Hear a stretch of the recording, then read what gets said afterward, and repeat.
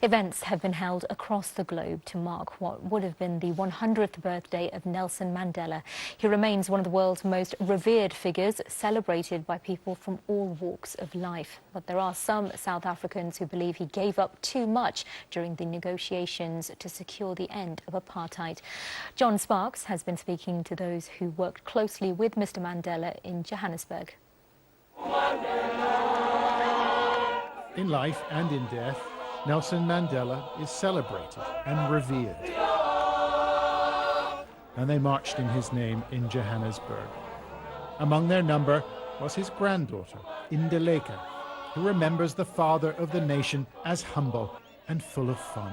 He was not an icon, he was a person I teased of, you're so vain, you like combing your hair, you don't want your prince to crease, yes, so he was a grandfather to me, not an icon, yeah.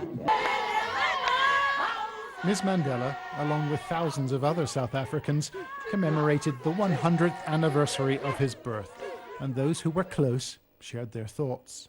I couldn't believe the humbleness of somebody that is a statesman, that can easily interact with the Queen of England, but also with the poorest of the poor.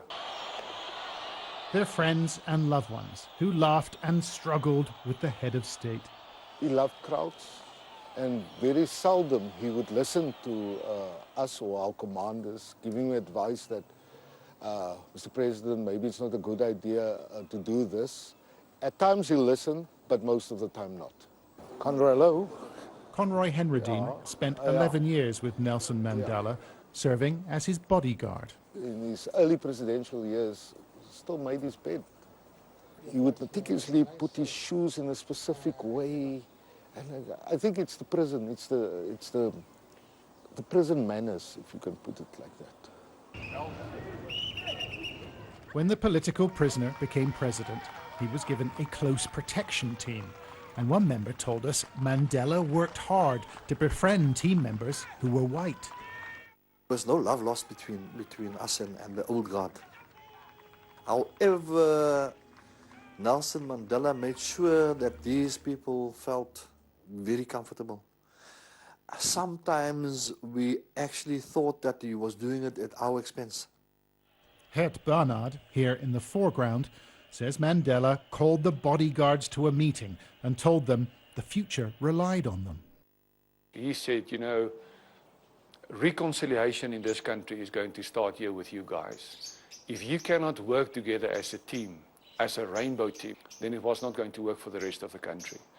People who knew him personally still sing his praises, but a new generation's begun to question his legacy. This country, the most unequal in the world. There is a debate now about his legacy. It annoys me to no end to begin with, because every person and every leader is informed by the context with which he finds himself.